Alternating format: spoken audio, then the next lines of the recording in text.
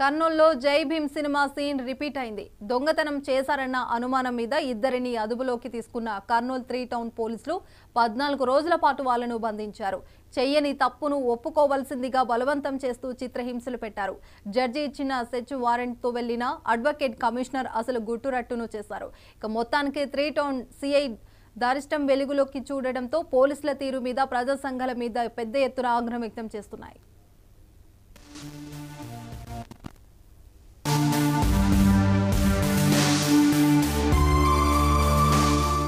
కర్నూలులో బావా బామరుదులిద్దరిని పోలీసులు దొంగతనం అభియోగంతో అదుపులోకి తీసుకున్నారు. ఇంటికి ఫోన్ చేసి బట్టలు తెచ్చివ్వమని చెప్పడంతో పాటు ఆస్తి పత్రాలు తాకట్టు పెట్టి డబ్బు తెమ్మని డిమాండ్ చేశారు. వాళ్లు అడిగిన డబ్బు ఇవ్వకపోవడంతో ఆచూకీ చెప్పకుండా నిర్బంధించినట్టు ఒక అనుమానితుని భార్య, మరొక అనుమానితుడి సోదరి చెబుతున్నారు. పోలీసుల నుంచి ఇన్ఫర్మేషన్ వచ్చింది సార్. ఇంకా ఫోటో వాళ్ళు వచ్చినారు, మా ఇంట్లో చూపెట్టమని అడిగినారు. వీళ్ళు సెర్చ్ చేసేసినారు. అన్నీ ఒకటి డ్రెస్సింగ్ టేబుల్ కూడా అది ఇరగొట్టినారు సార్. అది తాళం లేదంటే అన్ని ఇంటి పత్రాలు అన్నీ తీసుకొని పోయినారు సార్. తీసుకొని పోయిన తర్వాత మాకు ఇంకా 10 రోజులు అవుతుంది. వాళ్ళ నుంచి ఏం లేదు సార్. జస్ట్ బట్టలు ఏదో ఫుడ్ ఇవ్వమంటున్నారు, బట్టలు తెచ్చివ్వమంటున్నారు. సరే తెచ్చిస్తున్నాము, అంతా తిరుగుతున్నాము. కానీ వాళ్ళు మాకేం చెప్పకున్నారు. పిల్లలు ఏడుస్తున్నారు సార్. మేము కూడా పని చేసుకుంటాం కదా సార్. ఆ మనిషి అంటే లాగ్ తీసేట సార్ అంటే మేము చెప్తాం పోండమ్మా అని అంటున్నారు. కానీ ఎవ్వరు మా సైడ్ ఏం మాట్లాడలేదు సార్. తర్వాత మేము ఈరోజు 20 రోజుల తర్వాత మేము సార్ని పెట్టి మాట్లాడుకుంటున్నాం సార్. ఇంకా వాళ్ళు సార్ వాళ్ళు అయితే 3 లక్షలు కట్టమని మమ్మల్ని డిమాండ్ చేశారు సార్. కానీ మా దగ్గర అంత డబ్బులు లేవు. మా ఇంటి పత్రాలు కూడా వాళ్ళే తీసుకున్నారు.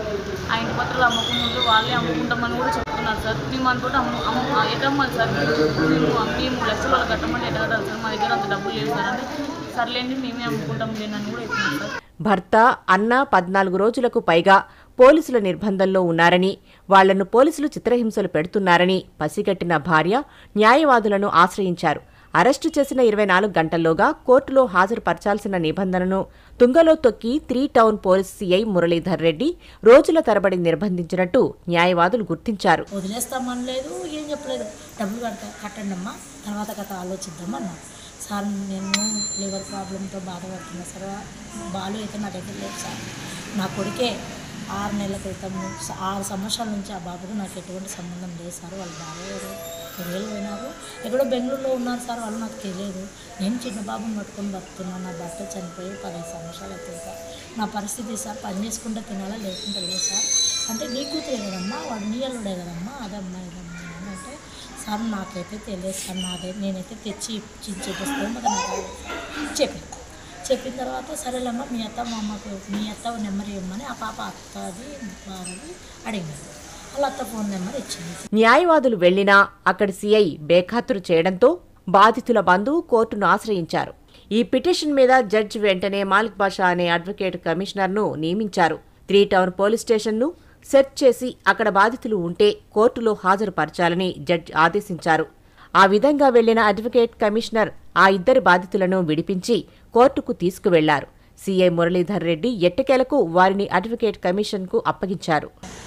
మేము ఇంకా ఆలోచించుకున్నాం సార్. ఇప్పుడు ఇన్ని రోజులైంది పంపించే వాళ్ళు కనీసం 4 డేస్. ఇప్పుడు మర్డర్ చేసిన కేసు మొన్న డీసెంట్ జరిగింది సార్ నంద్యాలలో.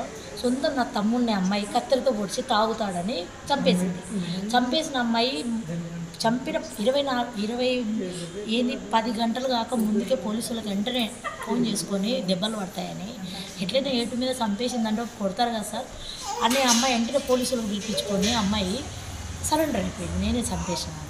అట్లాంటి అమ్మాయిని ఒక దెబ్బ కొట్టుకోకుండా బిర్యానీలు పెట్టి పప్పన్నాలు పెట్టి అమ్మాయిని మళ్ళీ వారానికే ఆడపిల్లని బయటకు వదిలేసి అడ్వకేట్ కమిషనర్ అనుమానితుల స్టేట్మెంట్ రికార్డు చేసి వారిని జడ్జి ముందు పెట్టారు.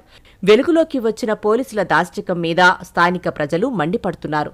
అమాయకులను చిత్రహింసలకు గురి చేయడం పట్ల ఆగ్రహం వ్యక్తం చేస్తున్నారు.